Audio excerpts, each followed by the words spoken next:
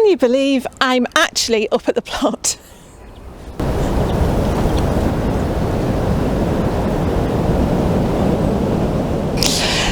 Okay, this is the first time this year when a sunny day has coincided with some time that I've actually had an hour or two to come up.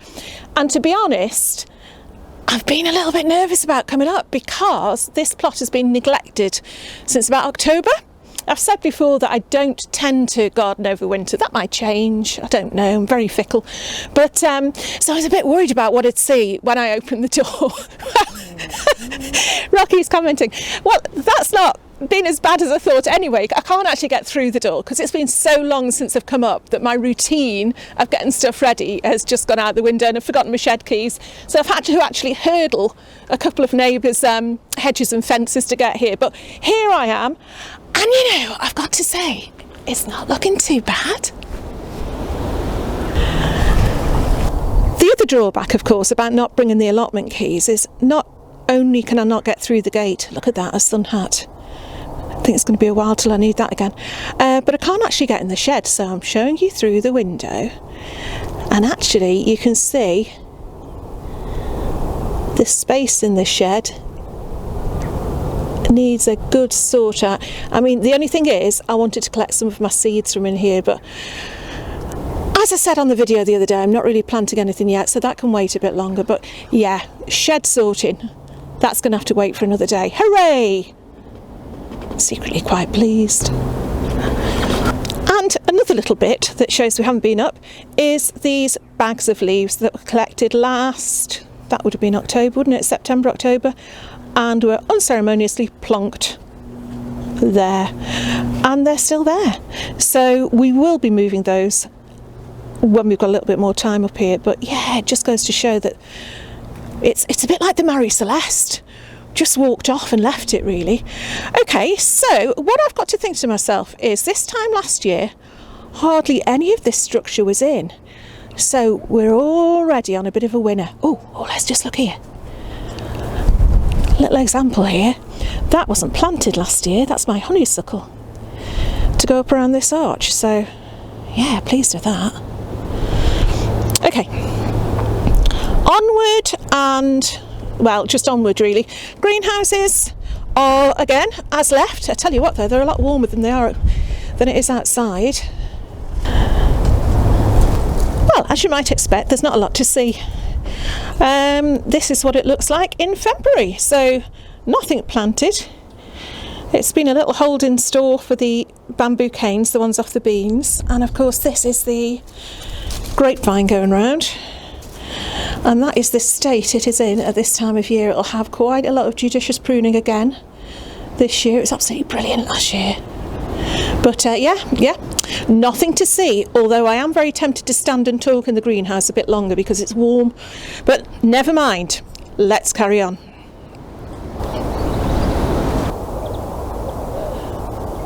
What do you think, eh?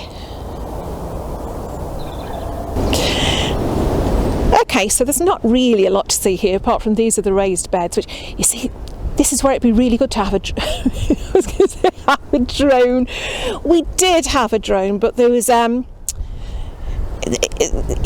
incident, let's put it that way, and I don't really wish to confess on camera, but yeah, all you would see is that this is where really we had or have our soft fruits. So we've got raspberries, blueberries, gooseberries, blackcurrants, can't remember what else, but lots of things. Oh, strawberries, yeah. So they were put in, I don't know if they were there or not this time last year. Certainly there was something that we put in when we took on the allotment. But the one I am really excited about is this one at the top here, which is, let's get out my shadow, which is the asparagus, which I put in. I've got a feeling I put this in last January. I don't know, need to go back on the other videos and check.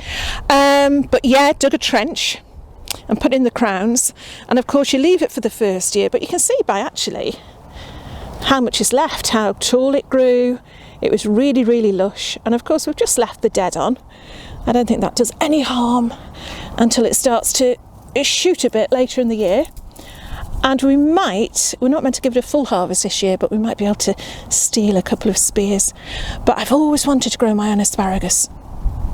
So I'm really quite excited about that. But yeah, what I tend to do, my method of gardening is very untidy in one way, but I do think this, all the dead branches and everything do provide some sort of protection, you know, from the frost and the winds and the storms, whatever their name is. So yeah, pleased about that. Okay, let's carry on. There's the garlic that I put in, I think around about October. Of course, had I been completely organised, I would have, you've got all these little plant labels in here, I would have actually written the date on them, but I didn't. I just used them as markers, but I think they've all come. I can't remember the sorts. I have got it written down somewhere, but yeah, there don't seem to be any gaps. I mean, these look a little bit slower. But actually, these might be the elephant garlic, you know, which we all know is a leek. Well, they're doing quite well, so pleased with them. And then, if I just raise you up a little bit, hello legs, you will see what Mike revealed when he was last on camera as the elephant at the allotment. Yeah! That is the start, the bare bones of our allotment polytunnel. I am doing a separate video on this, but really exciting, but we just have not had the weather, have not had the time, all the excuses in the book to get it completed. So hopefully over the next week or two we're going to be able to get that sorted in time to actually get planting in it for this year. So yeah, wishes luck on that one, but isn't it great?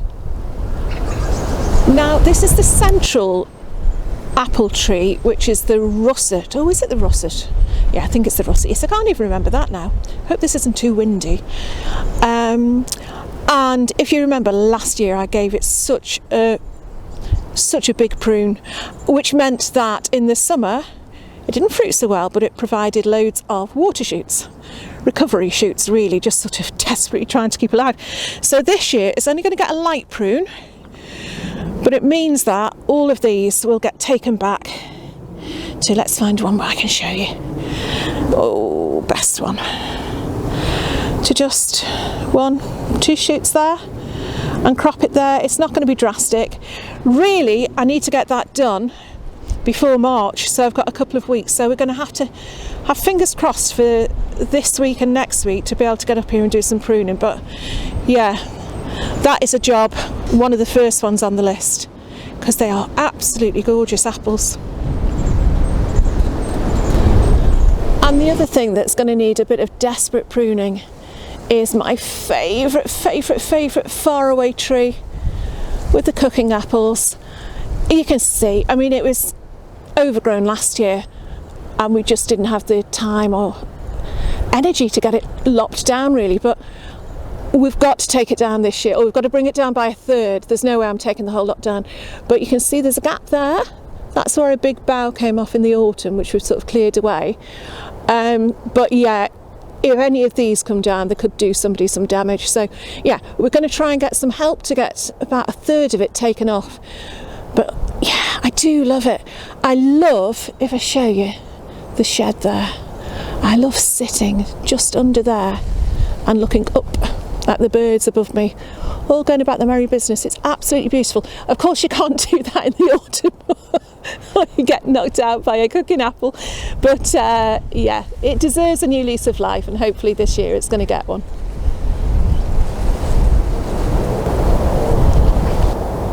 Storm damage.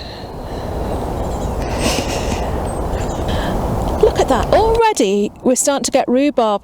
Now this was a clump from the old allotment that was divided and plopped in last year, so again we left it last year to do its own thing, but it's starting to come. Isn't that great already? Signs of hope, signs of rhubarb crumble. Wonderful. And of course this actually is what has drawn me up here today. I knew these would be flowering. These are those absolutely can you hear the mud under my feet there? But look at these beautiful snowdrops. There's a whole clump of them, and then if I show you underneath, can you see them? I can't can't see them. Give me a second, I've got hair in my eyes. Hold on, let's just tip one of those up. They are just so special. Let's see if I can find another one for you. That green in there, it's beautiful. Now last year I was going to dig these up once they'd flowered, so dig them up in the green and place them somewhere by the edges of paths and that sort of thing, but you can see I haven't done them. So this year again, once they've gone over, they are going to be dug and split and resited, probably along the edge of the paths here, where there's already some tete-a-tete flowering and some crocuses. I don't know if you can see them on there. I see an old table and all the rubbish. But yeah, because these are starting to look now like they're not as strong as last year actually. So I think, again, revitalising them by splitting them should do them a bit of good. But yeah, actually look, we've got the pulmonaria. That came up from the last plot. I love this, you know, because, I mean, this time of year, actually, now this is me being a bit namby-pamby, this time of year, just a couple of those in a little posy vase, absolutely beautiful. When you can't go out and get loads of flowers from your garden, just a couple are so special. But also these turn a gorgeous pink colour as they're starting to die off, you can see there. Beautiful, love them. So yeah, signs of spring, look, can't remember what that is. Looks like Montbretia, I don't know. And then look again. I mean, bless them, they've been through all sorts, but they're coming up anyway. Beautiful, beautiful crocus. Do need to tidy up though, don't I?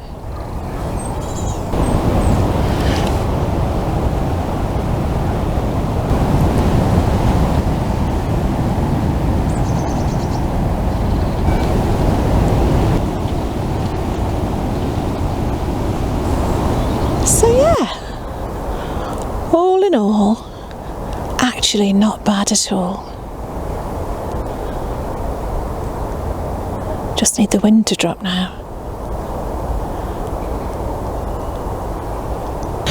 So, as I say, really not too bad at all. I can't believe, after the weather we've had, that I'm actually sitting down here in the sunshine like this. Sun's over there. But I've still got a runny nose and it's blooming freezing. I need my big gloves on. Of course, I haven't been doing any work. I've just been standing around chatting for a change. Actually, because the tripod is still in the shed, you're actually sitting in an apple tree. So if a bird lands on that any second now, you're going to go flying. So best be quick. Yeah, as I said at the beginning, I was a little bit nervous about coming up today. See, gust of wind, you're all over the place. I'll try and move the same way. But it's done me the world of good, actually. It has done me the world of good. I think because I was thinking, in the back of my mind, I was probably thinking, oh, last January, February, there was so much to do, so much ahead of us. I know there's grass, I know the paths need doing, there are things that need putting away, there's the odd thing to sort out, you know, there's the pruning, and then before you know it, it'll be all the seed sowing and the planting, but actually the structure's there, and we didn't have that last year. So yeah, you can probably hear the tree creaking as well. I can hear it from here. I don't know if you can pick it up on the mic. So yeah, I feel a lot more positive, should I say, more optimistic than I did when I left the house. So really excited now, and I can start to see where things are going to go. I've managed to, in the back of my mind, even though I've got it written down on paper, I've got plans and everything, the proportions start to go in your head when you haven't been up for a while, however much you look at your videos and your photos and everything. But yes, I've managed to reproportion it all in my head, so it all seems a bit more realistic now. But yeah, really pleased. Looks a mess. I'd like to know how many of your allotments don't look a mess at this time of year. Oh, I know, you see, I'm saying that now, and I know Vivi's is immaculate. Probably about 95% of you who've got immaculate allotments at this time of year, but this is how we are. I've always gone with the view that in your garden or anywhere, do not chop it down, do not make it tidy over winter. Are you going to stay on? Oh my goodness. This is another storm coming, you know. Apparently we're going to have snow snow this week. Okay, this is someone telling me to be quick. Okay. Yeah, don't resist tidying up completely over the winter, because our creatures need somewhere to live. It's, you know, all of a sudden, end of summer, end of autumn, not only does their food run out, but their shelter disappears as well, because we all like tidy gardens. Best to leave some for the creatures, for the little fellas, for the critters, and then we can curse them all when they come and eat our food in the summer. But yeah, I am going to go because you're going to fall off. So hope you enjoyed that. Very brief, very windy on this end and cold on this end catch up, but great to actually get back out here again. However, I'm now going to go home and warm up. Okay, and I'll see you again very soon. Okay, bye. Oh.